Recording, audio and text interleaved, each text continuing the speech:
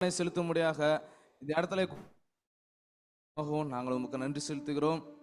தகப்பனே, பிதாவை எங்கும் தொழுது கொள்ளும் காலம் வரும், அது இப்பொழுதே வந்திருக்கு என்று சொல்லப்பட்ட வார்த்தையின்படி தேவனே, உண்மை ஆண்டவரே, உண்மையோடும் ஆண்டவரே, ஆவியோடும் தொழுது கொள்ளும்படியாக இந்த இடத்துல கலந்து கொண்ட ஒவ்வொரு சகோதர சகோதரிகளுக்காகவும் நாங்கள் ஜெபிக்கிறோம். ஆன்லைன் மூலமாக கலந்து கொண்டவர்களுக்காகவும் நாங்கள் நன்றி செலுத்துகிறோம். தகப்பனே, இந்த ஆராதனை ஆண்டவரே தொடக்கத்திலிருந்து முடிவு வரைக்கும் உங்களுடைய கிருபையும் ஆண்டவரே, உங்களுடைய பிரசன்னமும் எங்கள் மத்தியிலே வெளிப்பட வேண்டுமா நாங்கள் ஜெபிக்கிறோம். ஆண்டவரே, தடைப்பட்ட ஒவ்வொரு ஜனங்களுக்காக நாங்கள் ஜெபிக்கிறோம். அவருடைய தடைகளை நீக்கி தேவன் அவர்களை சீக்கிரமாக அழைத்து வர வேண்டுமா நாங்கள் ஜெபிக்கிறோம். தகப்பனே, ஆராதனைக்கு செல்ல வேண்டும் என்கிறதான ஆண்டவரே ஒரு வாஞ்சை, ஒரு விருப்பத்தை ஒவ்வொருவருக்குள்ளாகவும் தேவனாகிய கர்த்தர் கொடுக்க வேண்டுமா நாங்கள் ஜெபிக்கிறோம். தகப்பனே, ஆண்டவரே, 1000 நாளை பார்க்கிலும் உடைய பிரகாரங்களில் செல்லும் ஒரே நாள் நல்லது என்று சொல்லப்பட்ட வார்த்தையின்படி தேவனே, இந்த நாள் ஆனது ஆண்டவரே எங்களுக்கு ஒரு விசேஷித்த ஒரு நாளாக இருக்கிறது. இந்த நாளிலும் ஆண்டவரே தேவனை தொழுது கொள்ள வேண்டும், ஆராதனை செலுத்த வேண்டும் என்கிறதான ஒரு நோக்கத்தோடு கூட, ஒரு எதிர்பார்ப்போடு கூட ஆண்டவரே ஜனங்கள் உண்மை தேடி வருவதற்கு கர்த்தர் உதவி செய்திட வேண்டுமா நாங்கள் ஜெபிக்கிறோம். இந்த ஆராதனை தொடக்கத்திலிருந்து முடிவு வரைக்கும் பாதுகாத்துக் கொள்ளுங்க தகப்பனே. ஒவ்வொரு பகுதிகளையும் ஆசீர்வதிங்க. நல்ல பாடலை எழுப்பி கொடுங்கள். ஆவியோடும் கருத்தோடும் பாடி ஆண்டவரே உங்களுடைய நாமத்தை நாங்கள் மகிமைப்படுத்த கர்த்தர் எங்களுக்கு உதவி செய்திட வேண்டுமா நாங்கள் ஜெபிக்கிறோம். நல்ல வார்த்தைகளை கொண்டு எங்களோடு பேச வேண்டுமா நாங்கள் ஜெபிக்கிறோம். மனிதனுடைய சத்தத்தை அல்ல, தேவனுடைய சத்தத்தை கேட்டோம் என்று சொல்லப்பட்ட வார்த்தையின்படி தகப்பனே, உங்களுடைய சத்தத்தை ஜனங்கள் கேட்கிறவர்களாகவும் ஆண்டவரே காணப்பட தேவன் அனுக்கிரகம் பண்ண வேண்டுமா நாங்கள் ஜெபிக்கிறோம். ஆண்டவரே, ஆராதனை தொடக்கத்திலிருந்து முடிவு வரைக்கும் உங்களுடைய கிருபை எங்களோடு கூட இருந்து வழி நடத்தட்டும். தொடர்ந்து ஆசீர்வதிங்க, பலப்படுத்துங்க. எல்லா துதிகன மகிமையை உமக்கே ஏறெடுக்கிறோம். மீட்பர் இரட்சகருமாகிய இயேசு கிறிஸ்துவின் இனி நாமத்தில் ஜெபிக்கிறேன் ஜீவனுள்ள எங்கள் நல்ல பிதாவே, ஆமென்.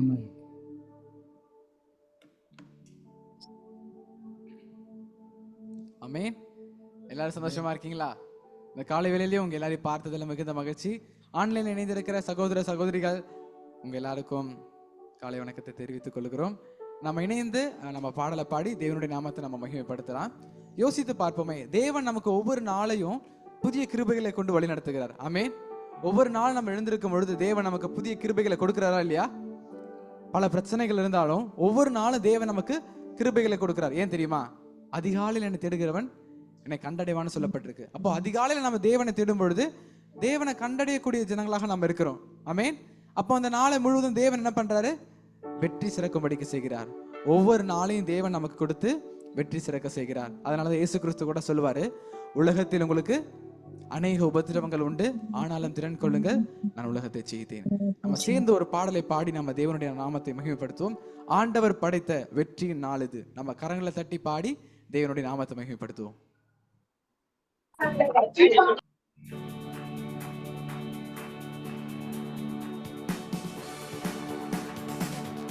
நல்ல கரங்களை தட்டி சேர்ந்து பாடுவோமா?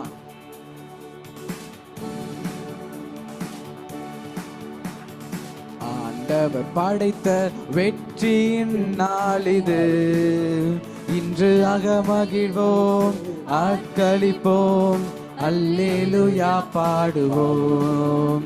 இன்று அகமகிழ்வோம், ஆட்களிப்போம், அல்லேலூயா பாடுவோம். அல்லேலூயா தோல்வி இல்லை, அல்லேலூயா வெற்றி உண்டு. அல்லேலூயா தோல்வி இல்லை, அல்லேலூயா வெற்றி உண்டு. எனக்கு உதவிடும் எனது ஆண்டவர் என் பக்கம் இருக்கிறார். எனக்கு உதவிடும் எனது ஆண்டவர் என் பக்கம் இருக்கிறார். உலக மனிதர்கள் எனக்கு எதிராக என்ன முடியும்? சேர்ந்து பாடுவோமா? உலக மனிதர்கள் நமக்கு எதிராக என்ன செய்ய முடியும்? தோல்வி இல்லை நமக்கு, தோல்வி இல்லை நமக்கு. வெற்றி பவனி செல்வோம், தோல்வி இல்லை நமக்கு. வெற்றி பவனி செல்வோம். ஆண்டவர் படைத்த வெற்றியின் நாள் இது, இன்று அகமகிழ்வோம், ஆட்களிப்போம், அல்லேலூயா பாடுவோம். இன்று அகமகிழ்வோம், ஆட்களிப்போம், அல்லேலூயா பாடுவோம். எனது ஆற்றலும் எனது பாடலும் எனது மீட்புமானார். எனது ஆற்றலும் எனது பாடலும் எனது மீட்புமானார். நீதிமான்களின் சபைகளிலே வெற்றி குரல் ஒலிக்கட்டும். நீதிமான்களின் சபைகளிலே வெற்றி குரல் ஒலிக்கட்டும். சேர்ந்து பாடுவோம். தோல்வி இல்லை நமக்கு, வெற்றி பவனி செல்வோம். தோல்வி இல்லை நமக்கு, வெற்றி பவனி செல்வோம். ஆண்டவர் படைத்த வெற்றியின் நாள் இது. இன்று அகமகிழ்வோம், அக்களிப்போம், அல்லேலூயா பாடுவோம். இன்று அகமகிழ்வோம், அக்களிப்போம், அல்லேலூயா பாடுவோம். தள்ளப்பட்ட கட்டிடம் தாங்கிடும் மூளைக்கல்லாயிற்று. தள்ளப்பட்ட கட்டிடம் தாங்கிடும் மூளைக்கல்லாயிற்று. கர்த்தர் செயல் இது, அதிசயம் இது, கைத்தட்டி பாடுங்களே. கர்த்தர் செயல் இது, அதிசயம் இது, கைத்தட்டி பாடுங்களே. தோல்வி இல்லை நமக்கு, வெற்றி பவனி செல்வோம். தோல்வி இல்லை நமக்கு, வெற்றி பவனி செல்வோம். ஆண்டவர் படைத்த வெற்றியின் நாள் இது. இங்கு அகமகிழ்வோம், அக்களிப்போம், அல்லேலூயா பாடுவோம். இங்கு அகமகிழ்வோம், அக்களிப்போம், அல்லேலூயா பாடுவோம். அல்லேலூயா, அல்லேலூயா. நம்ம இதில் பாடுகிறது போல தள்ளப்பட்ட கல் கட்டிடம் தாங்கிடும் மூளைக்கல் ஆயிற்று. அந்த கல் யாரு? மார்பிள்ஸா, டைல்ஸ் நினைக்கிறீங்களா? அந்த கல் யாரு? இயேசு கிறிஸ்து. ஏன் இயேசு கிறிஸ்து? எப்படி அவரால் அந்த மூளைக்கு தலைக்கல்லா மாற முடிந்தது? அமேன். ஒரே ஒரு காரியம் தான், அவர் முழுமையாக பிதாவின் சித்தம் மட்டும்தான் செஞ்சார். அமேன். அவர் தன்னுடைய சுயமா ஏதாச்சும் செஞ்சாரா? அவர் தன்னுடைய சுயமா எதையுமே பேசல. பிதாவின் சித்தத்தை செஞ்சு முடிப்பதற்காக தான் அவர் வந்திருக்கிறார். அப்போ இன்னைக்கு நாம உலகத்தால புறக்கணிக்கப்பட்டிருக்கோம், அப்படிதானே? உலகத்தால புறக்கணிக்கப்பட்டிருக்கோம். ஆனா தேவன் எடுத்து பயன்படுத்தக்கூடிய மூளைக்கு தலைக்கெல்லாம் மாறணும்னா நாம எதை பின்பற்றணும்னு நினைக்கிறீங்க? நம்மளுடைய சித்தத்தையா அல்ல தேவனுடைய சித்தத்தையா? தேவனுடைய சித்தத்தை பின்பற்றும் பொழுது நாமளும் எப்படிப்பட்டவங்களா மாறுவோம்? எப்படி மாறுவோம் நினைக்கிறீங்க? தேவனுடைய பிள்ளைகளா மாறுவோம். அமேன், அமேன். ஓகே, நம்ம இன்னொரு பாடல் நம்ம சேர்ந்து நம்ம பாடுவோம். பாடுவோம், மகிழ்வோம், கொண்டாடுவோம். நம்ம சேர்ந்து பாடுவோம். நம்ம எல்லாரும் கரங்களை தட்டி நல்லா உற்சாகமாக சேர்ந்து நம்ம பாடி தேவனுடைய நாமத்தை நம்ம மகிமைப்படுத்தலாம்.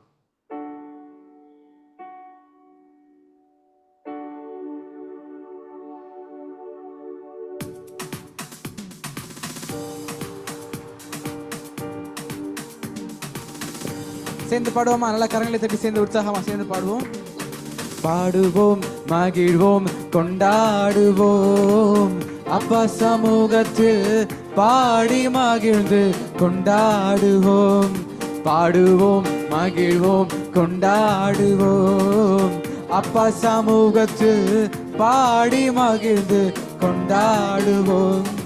அக்கினி மதில் நீரே, ஆறுதல் மழை நீரே. அக்கினி மதில் நீரே, ஆறுதல் மழை நீரே. இக்கட்டில் துணை நீரே, இருளில் வெளிச்சம் நீரே. இக்கட்டில் துணை நீரே, இருளில் வெளிச்சம் நீரே. நன்றி, நன்றி, நன்றி, நன்றி, நன்றி, நன்றி. பாடுவோம், மகிழ்வோம், கொண்டாடுவோம். அப்பா சமூகத்தில் பாடி மகிழ்ந்து கொண்டாடுவோம், பாடுவோம் மகிழ்வோம் கொண்டாடுவோம். அப்பா சமூகத்தில் பாடி மகிழ்ந்து துயர் நீக்கும் மருத்துவரே, என் துதிக்கு பாத்திரரே. துயர் நீக்கும் மருத்துவரே, என் துதிக்கு பாத்திரரே. பலனெல்லாம் நீர்தானையா, என் பிரியமும் நீர்தானையா. பலனெல்லாம் நீர்தானையா, என் பிரியமும் நீர்தானையா. நன்றி நன்றி நன்றி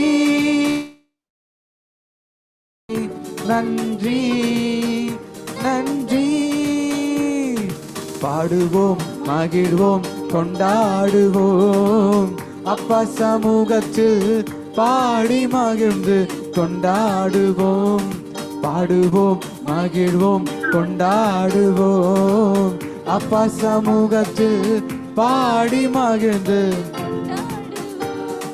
கல்வாரி சிலுவையினார் சாபங்கள் உடைந்ததையா.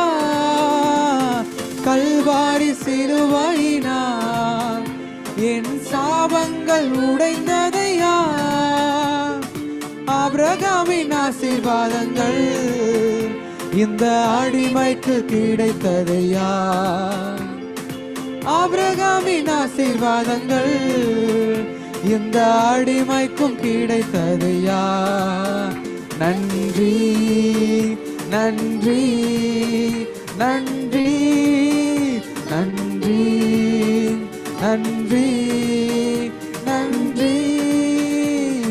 பாடுவோம் மகிழ்வோம் கொண்டாடுவோம். அப்பா சமூகத்தில் பாடி மகிழ்ந்து கொண்டாடுவோம், பாடுவோம் மகிழ்வோம் கொண்டாடுவோம். அப்பா சமூகத்தில் பாடி மகிழ்ந்து கொண்டாடுவோம். இயேசுவே உம் இரத்தத்தால் என்னை நீதிமானாய் மாற்றினீரே. இயேசுவே உம் இரத்தத்தால் என்னை நீதிமானாய் மாற்றினீரே. பரிசுத்த ஆவி தந்து அன்பை ஊற்றினீரே. பரிசுத்த ஆவி தந்து உம் அன்பை ஊற்றினீரே. நன்றி நன்றி நன்றி நன்றி நன்றி நன்றி. சேர்ந்து பாடுவோமா? பாடுவோம் மகிழ்வோம் கொண்டாடுவோம். அப்பா சமூகத்தில் பாடி மகிழ்ந்து கொண்டாடுவோம், பாடுவோம் மகிழ்வோம் கொண்டாடுவோம். அப்பா சமூகத்தில் பாடி மகிழ்ந்து கொண்டாடுவோம். ஹல்லேலூயா ஹல்லேலூயா. கர்த்தரை பாடி துதிக்கிறத விட வேற ஏதாச்சும் சந்தோஷம் இருக்குன்னு நினைக்கிறீங்களா? அவரை பாடக்கூடிய கிருபைகளை தேவன் நமக்கு கொடுத்திருக்கிறார். ஆமென். அவரை துதிக்கக்கூடிய கிருபைகளை தேவன் நமக்கு கொடுத்திருக்கிறார். இது எவ்வளவு பெரிய பாக்கியமா இருக்கிறது. ஆமென் ஆமென். நம்ம இன்னொரு பாடல் நம்ம சேர்ந்து பாடுவோம். தலை சாய்க்கும் கல் நீரையா மூளை கல் நீரையா. நம்ம சேர்ந்த பாடலை பாடுவோம்.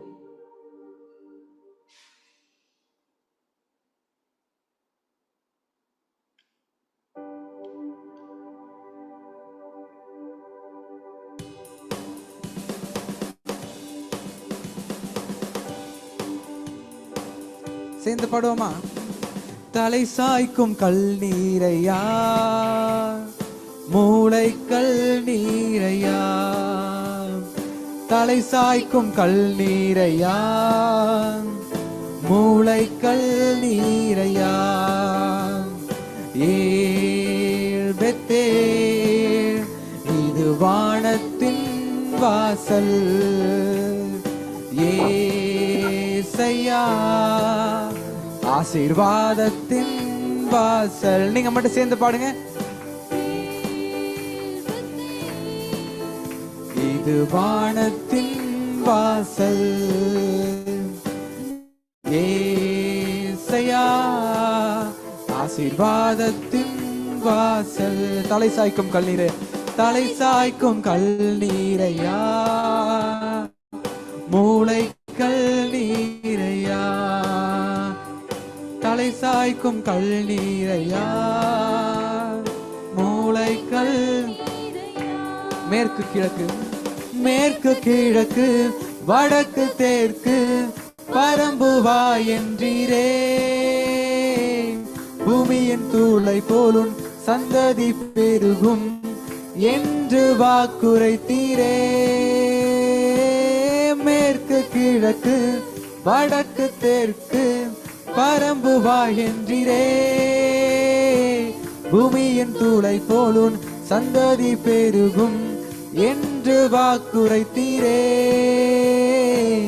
சொன்னதை செய்யும் அளவும் என்னை கைவிடவே மாட்டீர். எனக்கு சொன்னதை செய்யும் அளவும் என்னை கைவிடவே மாட்டீர். பெத்தேல், இது வானத்தின் வாசல். ஏசையா, ஆசீர்வாதத்தின் வாசல். பெத்தேல், இது வானத்தின் வாசல். ஏசையா, ஆசீர்வாதத்தின் வாசல். பூமியின் வம்சங்கள் உனக்குள் சந்ததிக்குள் ஆசீர்வதிக்கப்படும் என்று ஆசீர்வாத வாய்க்காலாக என்னை மாற்றினீரே. பூமியின் வம்சங்கள் உனக்குள் சந்ததிக்குள் ஆசீர்வதிக்கப்படும் என்று ஆசீர்வாத வாய்க்காலாக என்னை மாற்றினீரே. சொன்னதை செய்யும் அளவும் என்னை கைவிடவே மாட்டீர். எனக்கு சொன்னதை செய்யும் அளவும் என்னை கைவிடவே மாட்டீர். பெத்தேல், இது வானத்தின் வாசல். ஏசையா, ஆசீர்வாதத்தின் வாசல். பெத்தேல், இது வானத்தின் வாசல். ஏசையா, ஆசீர்வாதத்தின் வாசல். ஹல்லேலூயா, ஆமென். யாக்கோபு இருக்கார்ல, யாக்கோப தேவன் என்னவா மாற்றினார்? இஸ்ரவேலாக மாற்றினார். அப்போ யாக்கோபுடைய பிள்ளைகள் தான் யாரா மாறினாங்க? முழுமையா அந்த இஸ்ரவேல் ஜனங்களாவே யாரா தான் மாறினாங்க? யாக்கோபினுடைய பிள்ளைகளை தான் மாறினாங்க. ஆனா யாக்கோபுன்றத தேவன் இஸ்ரவேலை மாற்றினது காரணம் என்ன?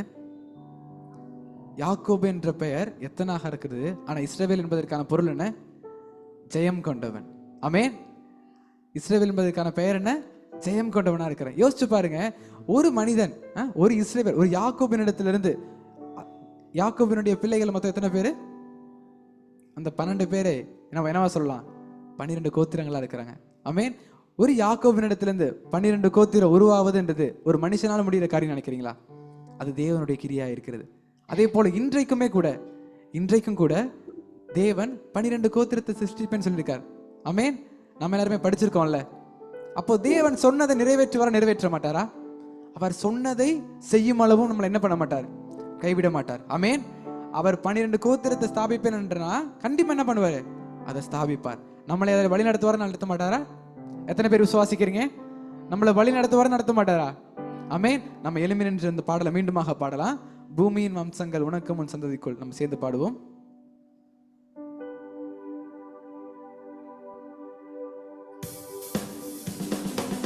பூமியின் வம்சங்கள் உனக்குள் சந்ததிக்குள் ஆசீர்வதிக்கப்படும் என்று ஆசீர்வாத என்னை மாற்றினீரே. பூமியின் வம்சங்கள் உனக்குள் சந்ததிக்குள் ஆசீர்வதிக்கப்படும் என்ற ஆசீர்வாத வாய்க்காலாக என்னை மாற்றினீரே. சொன்னதை செய்யும் அளவும் என்னை கைவிடவே மாட்டீர். எனக்கு சொன்னதை செய்யும் அளவும் என்னை கைவிடவே மாட்டீர். ஏழ்பெத்தே இது வானத்தின் வாசல். ஏசையா ஆசீர்வாதத்தின் வாசல். ஏழ்பெத்தே இது வானத்தின் வாசல். ஏசையா ஆசீர்வாதத்தின் வாசல். மேற்கு கிழக்கு மேற்கு கிழக்கு வடக்கு தெற்கு பரம்புவாய் என்றீரே. பூமியின் தூளை போலும் சந்ததி பெருகும் என்று வாக்குரைத்தீரே. மேற்கு கிழக்கு வடக்கு தெற்கு பரம்புவாய் என்றீரே. பூமியின் தூளை போலும் சந்ததி பெருகும் என்று வாக்குரைத்தீரே. கரங்களை உயர்த்தி சொன்னதை செய்யும் அளவும் என்னை கைவிடவே மாட்டீர். எனக்கு சொன்னதை செய்யும் அளவும் என்னை கைவிடவே மாட்டீர். ஏழ்பெத்தே இது வானத்தின் வாசல். ஏசையா ஆசீர்வாதத்தின் வாசல். ஏழ்பெத்தே இது வானத்தின் வாசல். ஏசையா ஆசீர்வாதத்தின் வாசல். தலை சாய்க்கும் கல் நீரையா மூளைக்கல் நீரையா. தலை சாய்க்கும் கல் நீரையா மூளைக்கல் நீரையா. ஏழ்பெத்தே இது வானத்தின் வாசல். ஏசையா பரலோகத்தின் வாசல். ஏழ்பெத்தே இது வானத்தின் வாசல். ஏசையா பரலோகத்தின் வாசல். இதுவரையில தேவன் நம்மளை நடத்தி வருவதற்கு நாம் எம்மாத்திரமாக இருக்கிறோம். அவருடைய கிருபையினால மாத்திரமே அவர் நம்மளை இதுவரைக்கும் நடத்தி வருகிறார். அவர் நம்மளுடைய வாழ்க்கையில செய்த நன்மைகளை கொஞ்சம் யோசித்து பார்க்கும் பொழுது அது ஆயிரமாக இருக்கிறது. ஆயிரமா இருக்கிறது. அவர் செய்த நன்மைகளை நாம சொல்லணும்னா நம்மளுடைய ஆயிலே போதாது. அந்த அளவுக்காய் தேவன் நம்ம மீது அன்புள்ளவராய் இருந்து தேவன் நம்மளுடைய வாழ்க்கையில் நன்மைகளை செய்து வருகிறார். அந்த நன்றியுள்ள இதயத்தோடு கூட உள்ளத்தின் ஆழத்திலிருந்து ஆயிரம் நன்மைகள் அனுதினம் என்னை சூழ்ந்திட கிருபையும் இரக்கமும் அன்பும் கொண்டீரே. ஆயிரம் நன்மைகள் அனுதினம் என்னை சூழ்ந்திட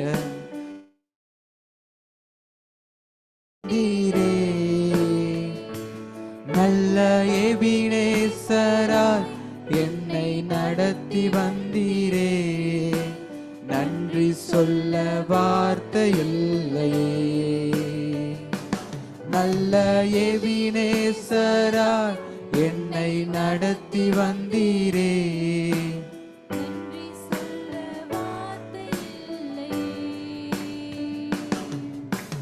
காலை மாலை எல்லாம் வேலும் என்னை நடத்தும் கரங்கள் நான் கண்டேன்.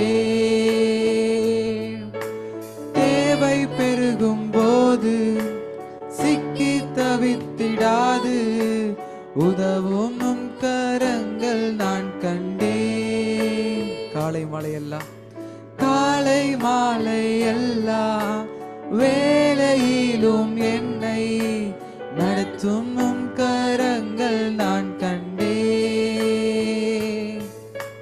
தேவை பெருகும் போது சிக்கி தவித்திடாது உதவும் உம் கரங்கள் நான் கண்டேன்.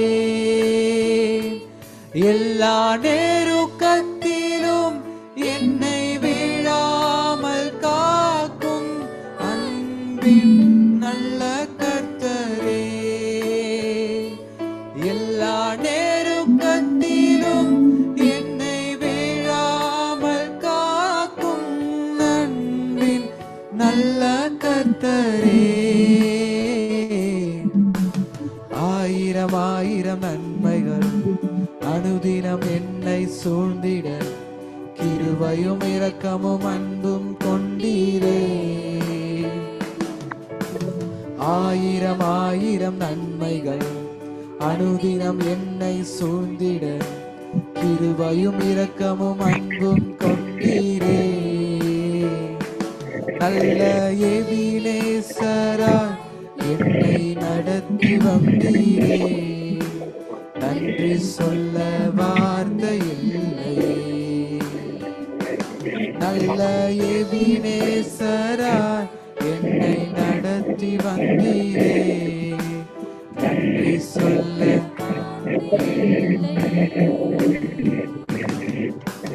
மரண பள்ளத்தாக்கில் நான் நடந்த வேலை மீட்கும் உம் கரங்கள் நான் கண்டேன். வாடி நின்ற வேலை மடிந்திடாது என்னை தாங்கும் உம் கரங்கள் நான் கண்டேன்.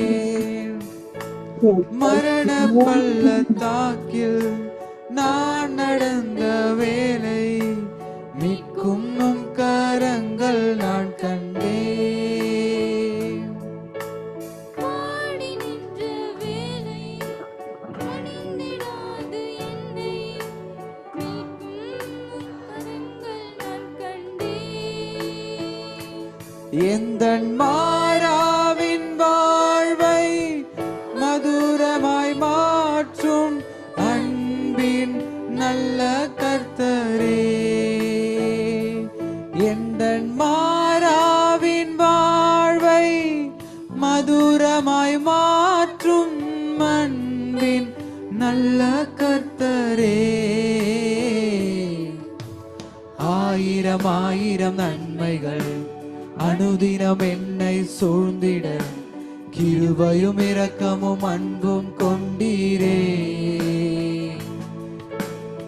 ஆயிரம் ஆயிரம் நன்மைகள் அனுதினம் என்னை சூழ்ந்திட கிருபையும் இரக்கமும் அன்பும் கொண்டீரே.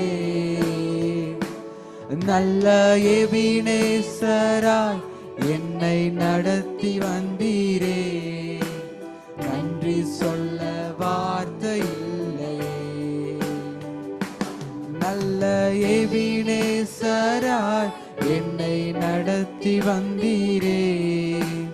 நன்றி சொல்ல வார்த்தை இல்லையே.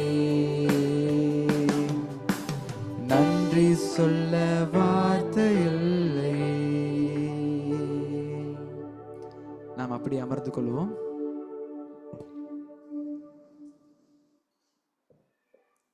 இந்த காலை வேளையிலையும் உங்கள் அனைவரையும் மீண்டும் பார்ப்பதில் மிகுந்த மகிழ்ச்சி. சியோன் வெளிச்சம் திருச்சபை சார்பாக உங்கள் எல்லாருக்கும் நாங்கள் வாழ்த்துதலை தெரிவித்துக் கொள்கிறோம். எல்லாரும் மகிழ்ச்சியா இருக்கீங்க நான் விசுவாசிக்கிறேன். மகிழ்ச்சியா இருக்கோமா? ஹல்லேலூயா, ஆமென். கர்த்தருக்குள் எப்பொழுதும் மகிழ்ச்சியா இருப்பது நம்மளுடைய பலனாக இருக்கிறது. ஆமென். நம்ம எப்பொழுதுமே கர்த்தருக்குள்ள மகிழ்ச்சி உள்ளவர்களாக இருப்போம். இப்பொழுதும் கூட மிக முக்கியமான நேரமாக இருக்கிறது. நம்ம தேவனுடைய வார்த்தையை கேட்க இருக்கிறோம். எத்தனை பேர் ஆயத்தமா இருக்கீங்க? ஹல்லேலூயா, ஆமென். மனுஷன் அப்பத்தினால மாத்திரமல்ல, தேவனுடைய வாயிலிருந்து புறப்படுகிற ஒவ்வொரு வார்த்தையினாலும் பிழைப்பான் என்று பார்க்கிறோம். அப்போ நாம பிழைத்திருக்கணும்னா, நம்மளுடைய ஆவி பிழைத்திருக்கணும், என்ன வேணும்? தேவனுடைய வார்த்தை வேணும். ஆமென். தேவனுடைய வார்த்தை வேணும். இப்பொழுதும் கூட தேவனுடைய வார்த்தையை நம்ம மத்தியில பகிர்ந்து கொள்வதற்காக நம்மளுடைய சபையின் போதகர் தியோடர் அவர்கள் இருக்கிறாங்க. நம்ம கரங்களை தட்டி அவர்களை வரவேற்கலாம்.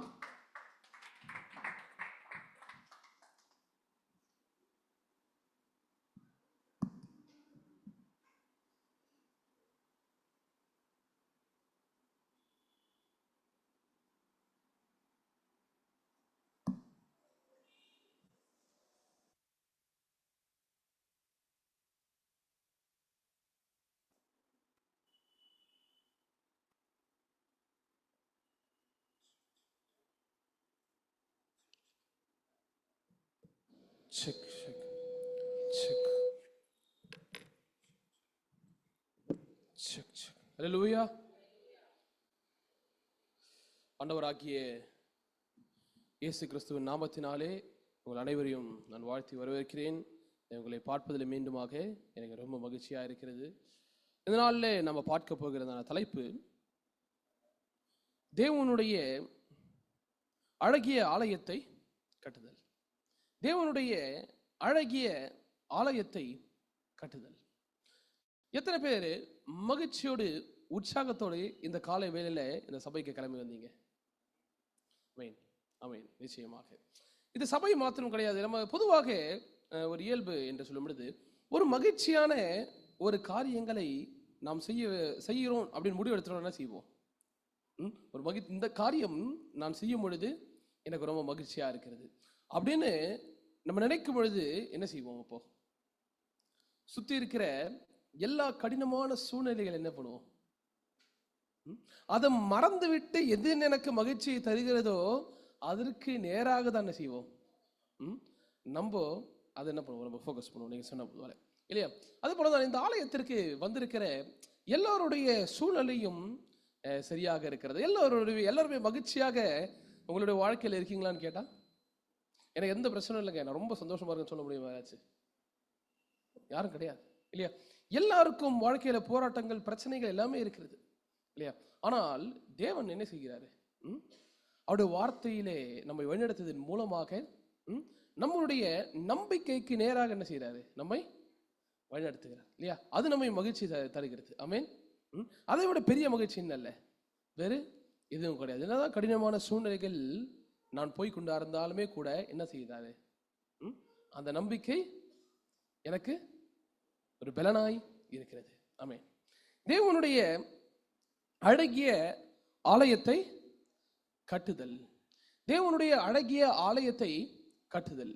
ஓகே, இந்த இடத்துல என்ன செய்யறோம்னாக்க நம்ம ஒரு சிறு கூட்டமாக இருக்கிறோம். ஆனால் கூடிய சீக்கிரம் என்ன செய்வோம்? ஒரு பெரிய ஆலயமாக அநேக ஜனங்கள் என்ன செய்வாங்க?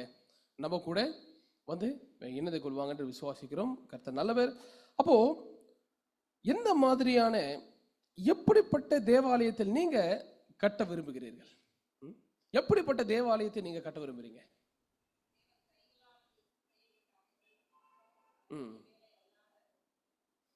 அதுக்கு கரெக்ட், நீங்க சொன்னது கரெக்டான காரியம். வேதத்திலிருந்து ஒரு காரியத்தை நம்ம எடுத்து சொல்றோம். பட் பொதுவாக இல்லையா, இந்த இடத்துல இப்படி ஒரு ஆலயம் எனக்கு தேவைன்னு சொல்லிட்டு நம்ம மனசுல இருக்கோம் இல்லையா? ஏன்னா ஒரு நம்ம இந்தியா தேசத்துல பார்க்கும் பொழுது ஆலயத்திற்கும் கோயிலுக்கும் என்ன கிடையாது? பஞ்சமே கிடையாது இல்லையா? ஆலயத்திற்கும் கோயிலுக்கும் நம்ம ஊர்ல பஞ்சமே கிடையாது.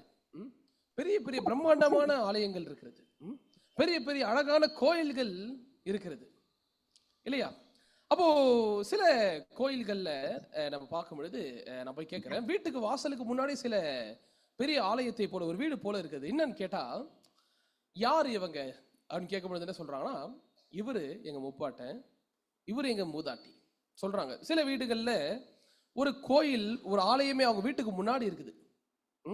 எதுக்கு இதை நீங்க கட்டி வச்சிருக்கீங்க அப்படின்னு கேட்கும் பொழுது என்ன சொல்றாங்கன்னா, இவங்க என்ன பண்ணிட்டாங்கன்னா பல 100 வருஷத்துக்கு முன்னாடி என்ன பண்ணிட்டாங்க?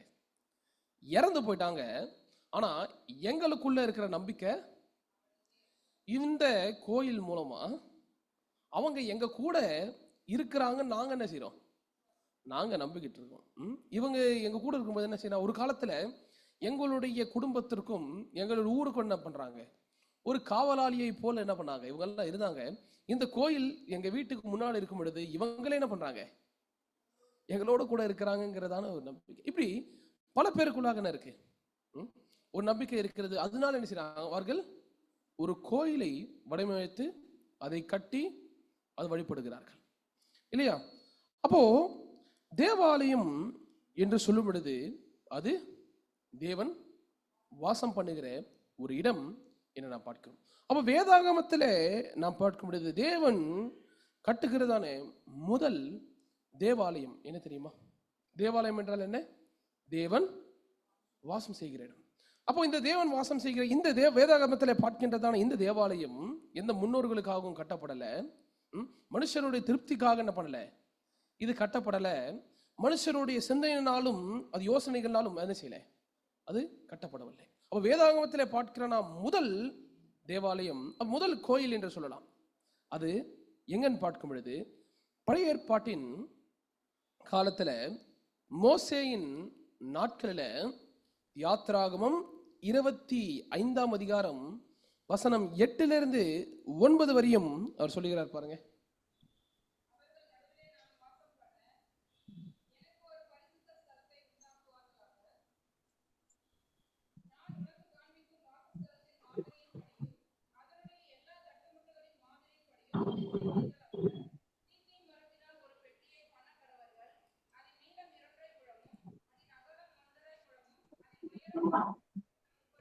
அமேன் அமேன். 8:9 இந்த இடத்துல நம்ம பார்க்கிற காரியம் என்ன சொல்றாரு?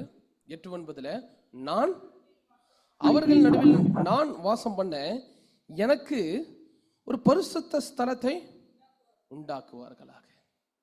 இல்லையா? அது எப்படி சொல்றாரு? நான் உனக்கு காண்பிக்கும் வாசஸ்தலத்தின் மாதிரியின் படி, அது எல்லா தட்டுமுட்டுக்களின் மாதிரியின் படி என்ன செய்யணுமா?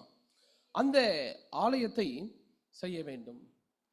இந்த தேவன் காண்பித்த ஆலயம் அது தேவன் வாசம் பண்ணுகிறதான ஒரு இடம் என்று பார்க்கிறோம். அப்ப தேவனே இது உள்ள என்ன இருக்கணும், எப்படிப்பட்ட பொருட்கள் இதுக்கு பயன்படுத்தணும், எப்படி இதெல்லாம் கட்டணும் சொல்லிட்டு என்ன பண்ணார்? அவரே அதை சொன்னார் என்று பார்க்கிறேன். ஏனென்றால் அவர் வாசம் செய்ய போகிறதான இடம் ஏனென்றால் மனுஷர்கள் தங்களுடைய மனசாட்சியின் பிரகாரமாக இது இருந்தா நல்லா இருக்கும்னு சொல்லி என்ன பண்றது கிடையாது, உருவாக்கின ஒரு இடம் இது கிடையாது என்று நம்ம பார்க்கிறோம் இல்லையா? முதலாவது மோசேயின் நாட்கள்ல பரலோகத்தினுடைய மாதிரி என்ன பண்றாரு? காண்பிக்கிறார். அந்த பரலோகத்தினுடைய மாதிரியில என்ன இருக்குதுன்னு நாம பார்க்கலாம். இது ஒரு ஆசாரிப்பு கூடாரமாக, ஒரு கூடாரம், ஒரு டென்ட் ஆக என்ன செய்யப்பட்டது?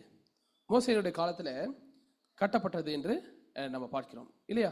அப்போ இது காலங்கள் செல்ல செல்ல, காலம் செல்ல செல்ல என்ன ஆகுது?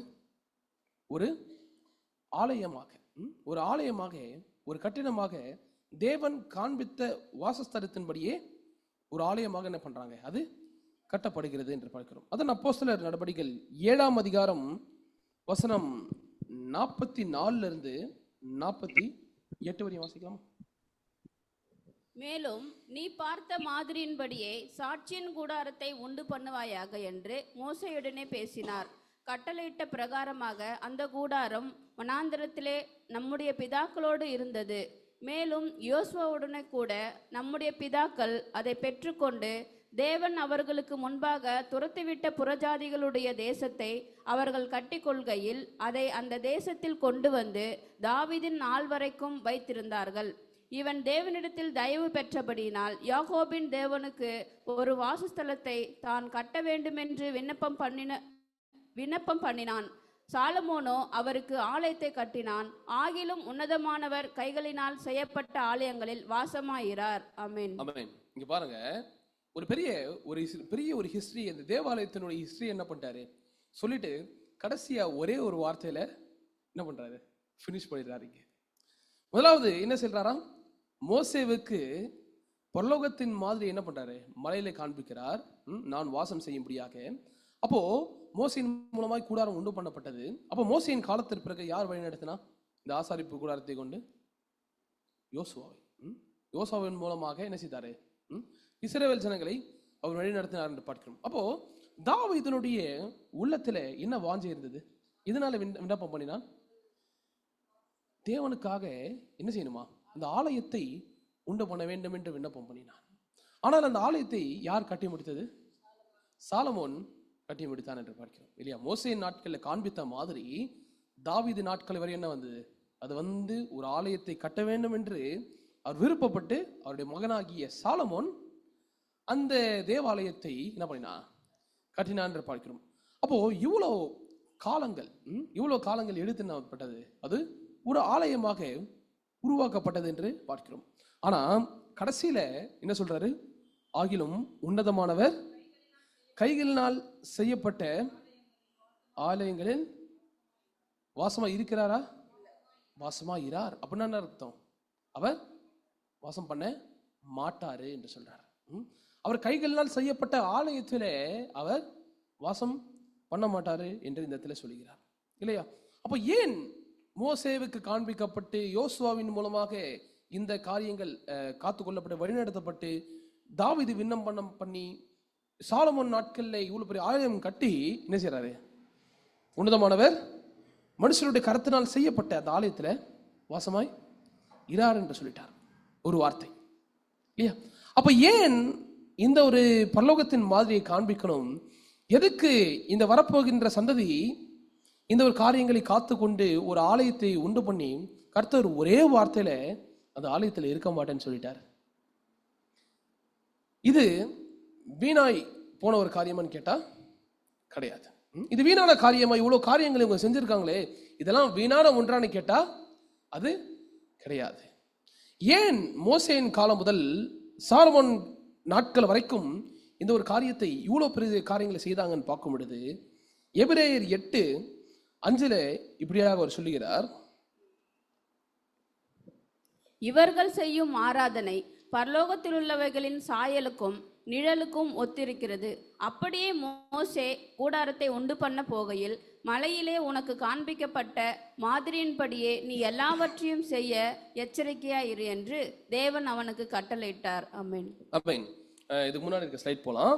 இதுல பாருங்க, பரலோகத்தில் உள்ளவைகளின் சாயலுக்கும் நிழலுக்கும் ஒத்திருக்கிறது.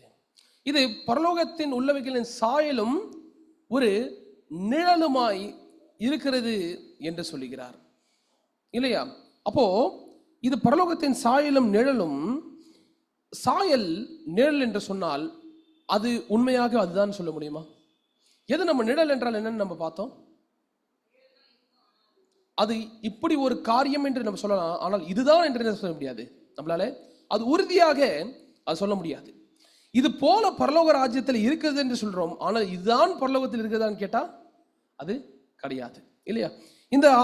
இந்த கூடாரத்தை பாருங்க, இதுல எத்தனை ஸ்தலங்கள் இருக்கிறது? 2 சரிங்களா? முதலாவது பரிசுத்த ஸ்தலம், மகா பரிசுத்த ஸ்தலம் சரிங்களா? 2 இடங்கள் இருக்கிறது. அப்போ அந்த பரிசுத்த ஸ்தலத்தை தாண்டி தான் என்ன செய்ய முடியுமா? மகா பரிசுத்த ஸ்தலத்திற்குள்ளாக போயிட்டு அந்த மகா பரிசுத்த ஸ்தலத்துல தான் என்ன செய்யறாரு, தேவன் வந்து வாசம் பண்ணுகிற ஒரு இடமாய் இருக்கிறது என்று என்ன செய்யறோம் நம்ம பார்க்கிறோம். ஆனால் இந்த ஒரு காரியம் ஒரு நிழல் என்று அவர் சொல்லுகிறார் இல்லையா? சாயலுக்கும் நிழலுக்கும் என்றால் என்ன அர்த்தம்? சாயல் மற்றும் நிழல் என்றால் என்ன?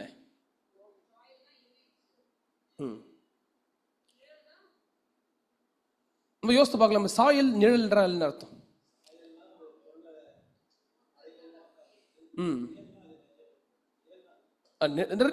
ரெண்டுமே ஒரே காரியத்தை தான் சொல்றாரு. சாயல் நிழல், இது சாயலும் நிழலும் அப்படின்னு சொல்றாரு. அப்போ சகோதரருடைய சாயலும் நிழல் என்று என்ன பண்றோம் நம்ம சொல்றோம். ஒரு காரியத்தை பார்த்து வேற ஒரு சகோதரரை பார்த்து நீங்க நந்தன் பிரதருடைய சாயலும் ஒரு நிழலுமா இருக்கிறீங்க அப்படின்னு சொன்னா அவர் நந்தன் பிரதரை மாறிட முடியுமா? இவருக்குள்ள இருக்கிற குணம் அவருக்கு வந்துருமா?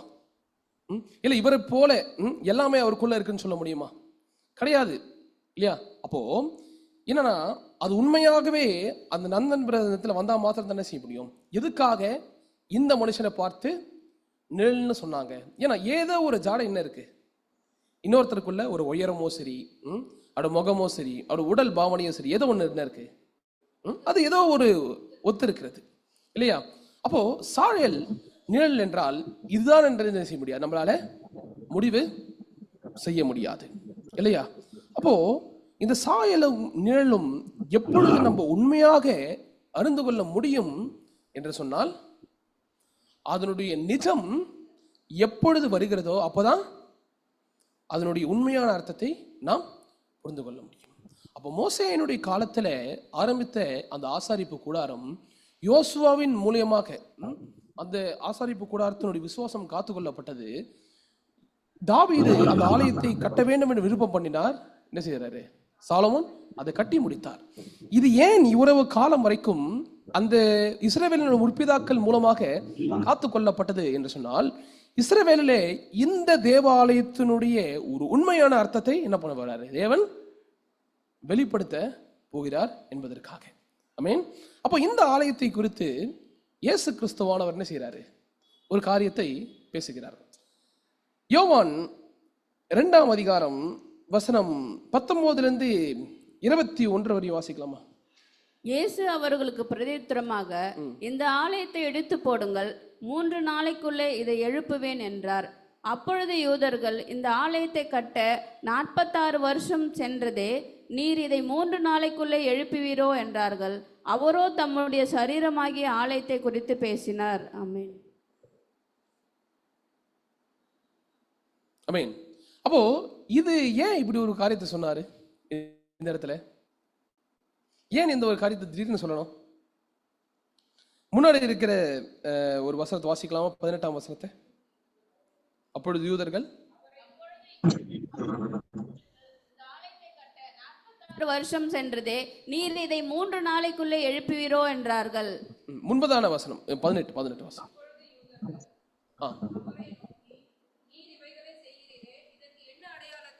காண்பிக்கிறீர் என்று கேட்டார்கள். ஆமென். அப்போ யூதர்கள் என்ன செய்யறாங்களே, ஒரு அடையாளத்தை என்ன பண்றாங்க, கேட்கிறாங்க இல்லையா? அப்போ இந்த ஆலயத்தை என்ன பண்ணு, இழுத்து போடு, நினைச்ச 3 நாளைக்குள்ளாக நான் எழுப்புவேன். அப்ப என்ன சொல்றாங்க? இந்த ஆலயத்தை கட்ட எத்தனை வருஷம் ஆச்சு? 46 வருஷம் ஆச்சு. இப்போ இப்படி இவ்வளவு வருஷம் ஆச்சு இந்த ஆலயத்தை கட்டுவதற்கு, இது ஒரு பிரம்மாண்டமான ஒரு ஆலயத்தை கட்டுவதற்கு. ஆனா நீங்க என்ன செய்யுங்க, இழுத்து போடுங்க, 3 நாளைக்குள்ள நான் இதை எழுப்புவேன்னு சொல்றீங்களே, அது எப்படி சாத்தியமாகும் என்று சொல்லும் பொழுது, ஆனால் இயேசுவானவர் எதை பத்தி பேசல, அவருடைய சரீரமாகிய ஆலயத்தை குறித்து என்ன பண்றாரு, பேசியிருக்கிறார். அதுதான் நிழலுக்கும் நிஜத்துக்குமான ஒரு வித்தியாசம். அப்போ ஒரு நிழல் வருகிற வரைக்கும் என்ன செய்யாது, நமக்கு நிஜம் நமக்கு தெரியாது. ஆனால் நிஜம் வந்தா மாத்திரம்தான் இந்த நிஜத்தினுடைய நிழல் இதுதான் என்று என்ன செய்ய முடியும், நம்மளால கற்றுக்கொள்ள முடியும் இல்லையா? நிழல்னால என்னது, ஒரு குழப்பம்தான் என்னைக்குமே. நிஜம் வந்தா மாத்திரம்தான் இந்த நிஜத்தினுடைய நிழல் இது என்று என்ன செய்ய முடியும், நம்மளால தெரிந்து கொள்ள முடியும். அப்ப இந்த நிழலினுடைய நம்பிக்கையிலே வாழ்ந்து கொண்டிருக்கிற அந்த யூதர்களுடைய நம்பிக்கை என்ன இருக்கு? இந்த ஆலயத்துல தான் என்ன பண்ணுவாரு, தேவன் வந்து வாசம் செய்வார். சாலமோனுடைய கரங்களால கட்டப்பட்டது, மோசேவிற்கு பரலோகத்திலே காண்பிக்கப்பட்ட மாதிரி என்று சொல்லி. ஆனால் இயேசுவானவர் என்ன செய்யறாரு, இந்த ஆலயத்தை இடிச்சு போடுங்க, என்ன செய்யறேன், 3 நாள் எழுதுறேன். அப்போ இதுவே என்ன இருக்கு, இயேசுவை சிலுவையில் அறைவதற்கு ஒரு பெரிய ஒரு சாக்கா போயிடுச்சு. எந்த பேசு ஏதாச்சும் வாயை திறப்பாரா, இவர் என்ன பண்ணலாம், கூட்டிட்டு போயிட்டு சிலுவையில் அரைச்சிடலாம், கூட்டிட்டு போய் ஒரு கதையை முடிச்சு விட்டுலாம் என்ன பண்றாங்க, அவங்க கேட்டுட்டு இருக்காங்க. அவர் என்ன பண்றாரு, ஒரு பெரிய வார்த்தை என்ன பண்றாரு இந்த இடத்துல சொல்லிட்டாரு, இல்ல இந்த ஆலயத்தை என்ன பண்ணுங்க, நீங்க இடிச்சு போடுங்கன்னு சொல்லி. அப்போ நம்ம பார்க்க வேண்டும், இயேசுவானவர் இந்த இடத்துல பேசுகிறது அவர் நிழலை குறித்து பேசல, அவர் நிஜமாகிய தன்னுடைய சரீரத்தை குறித்து என்ன பண்றாரு, பேசியிருக்கிறார் இல்லையா? அப்போ தேவாலயத்தின் உண்மையான அர்த்தம் என்று பார்க்கும் பொழுது நமக்கு தெரிந்த தேவாலயம் என்ன? பொதுவாக தேவாலயம் என்று சொன்னால் எது நம்ம சொல்லுவோம்?